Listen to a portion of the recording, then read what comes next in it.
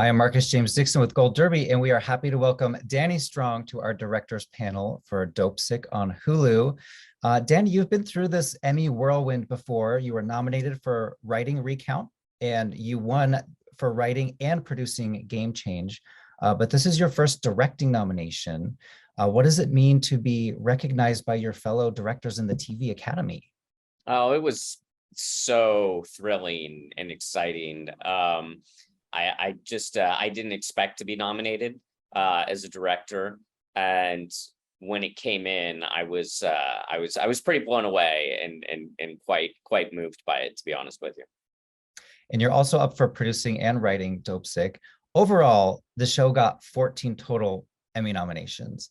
And I'm curious, the story chronicles the rise of the opioid epidemic in America over many different years. What does this project mean to you? Why did you decide to take on the show?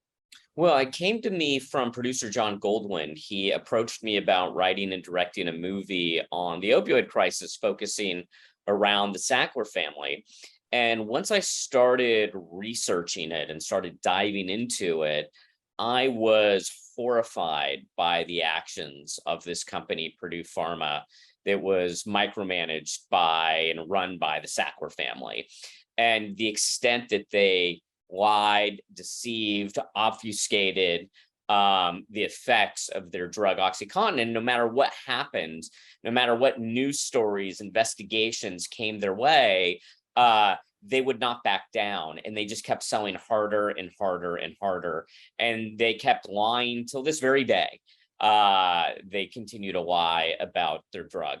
And liars make me really angry, but liars that cause mass deaths and destruction for the profit of one family is one of the most upsetting stories I've come across in modern American history. Alex Gibney made a documentary about it called Crime of the Century.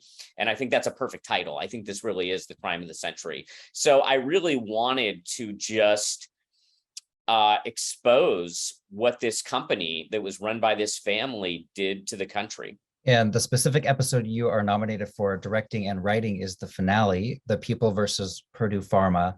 The beginning of that episode is where we see the protests at the museum in 2019, and they're shouting, "Shame on Sackler." It was this really powerful moment. Mare Winningham has the look on her face because her character, she's remember her character who died of drug abuse. What was filming that protest scene like? Was it really tense? I wouldn't call it tense. I think there was an excitement. We'd been shooting the show for many months at this point, and the Sacklers, they always win. They always get away with it. They always weasel or buy or influence peddle their way out of it. And then here was the first scene that we shot, which showed that they were going to be exposed in not just a national level, but an international level. And that's why I put it into the show, because the majority of the show takes place from 1996 to 2007. And then all of a sudden in the final episode, we're in 2019, and that's how we open. Well, why 2019? And it was to show the audience that this villainy that we have been watching for these last 7 episodes, with the end of episode 7 being sort of the tragic climax of the story, that there would be some reckoning for what they did, that this would become very famous, and that there would be protesters protesting them all over the world, getting massive media coverage. So there was something cathartic about that, and then putting Mare's character in the heart of that protest, to me, felt like the perfect culmination of her arc as a character. And that was actually mapped out from before I started writing the pilot. I knew that was going to be the arc of Betsy's mom. The show received 6 nominees just for the actors. You have Michael Keaton in lead, and you have Will Poulter, Peter Sarsgaard, Michael Stuhlbarg, Caitlin Dever, and of course Mare, who we mentioned. Please tell me there was some sort of group chat on Emmy nominations morning where everyone was just congratulating each other and celebrating. This is a big moment. Yeah, it was incredible. Lots of texts were flying everywhere, and there were some people that I was so excited to see get nominations. I mean, I was pretty confident that Michael Keaton and Caitlin Dever would be nominated. They've been nominated for so many awards up till now, and Michael had won them all.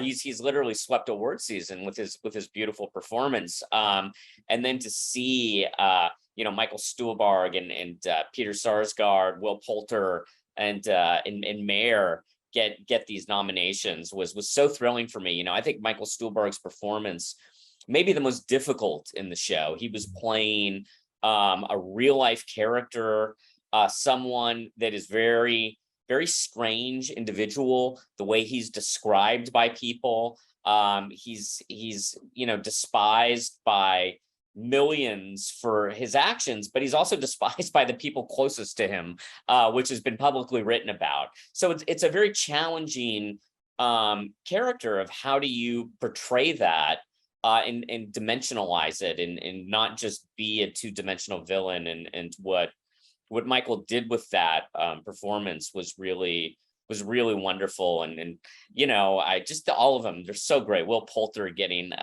nominated. He's just the greatest guy ever.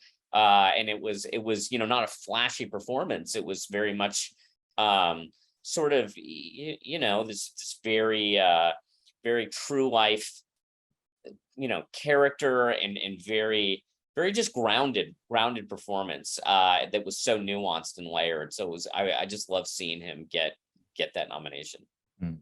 And this is kind of a cliche question, but I'm dying to know, what was it like directing Michael Keaton? I mean, this guy's a legend, and I don't think you'd ever worked with him before. Is that right? No, I hadn't. I loved working with him in this function. I found him so down to earth, probably the most down to earth movie star I've ever met. I mean, he's just a great guy, and he's so cool. He's so real. And I felt very comfortable with him being on set. He's either as the showrunner or when I was directing the episodes. I didn't find him intimidating. I found him just open and not, he was never concerned about himself. He was always concerned about the story. Is the story being told? Is there clarity in the story? And I could tell early on that he was giving an award season performance. There was just such nuance. And that was before we even got to the character's turn.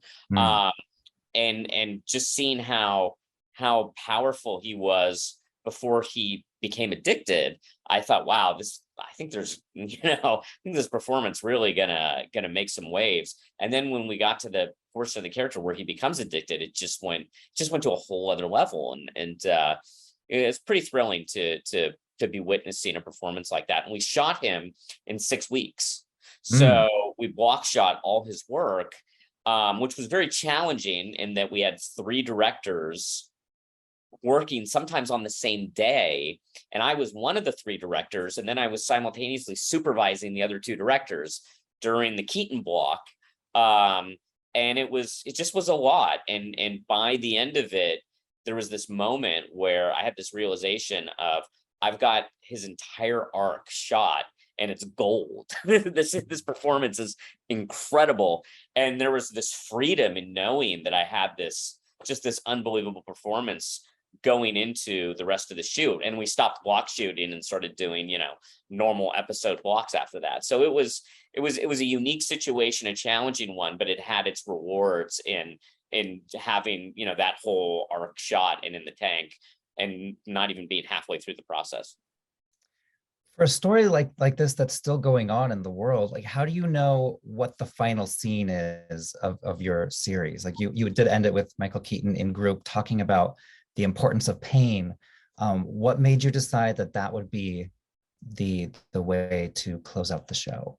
Well, there was so much new information constantly coming throughout production, through post-production. Very unique challenge to be working on something in which there's new information and events happening while you're in the middle of completing the project. And so for me, the show was always going to be the origin story of the crisis, right? So it was going to be 96 to 2007, and we were going to tell how this all happened and the crimes that created what we're now living with. But I thought, well, I do want to catch the audience up as much as I can to present day. And so I decided to make the final scene, that speech Michael Keaton gives, for two reasons. One, so that I could end the show on character and not on information, so that the final scene of the show is the fulfillment of Michael Keaton's of his arc as a character.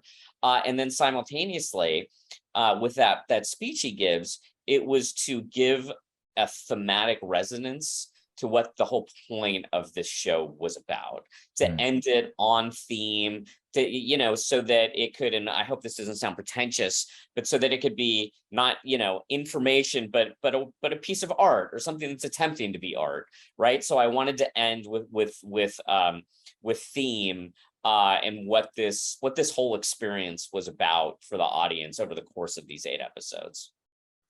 Well, Danny, it's such a great show, and congrats on all the nominations. Stick around. We're going to do a group chat at the end here. Thanks for joining us.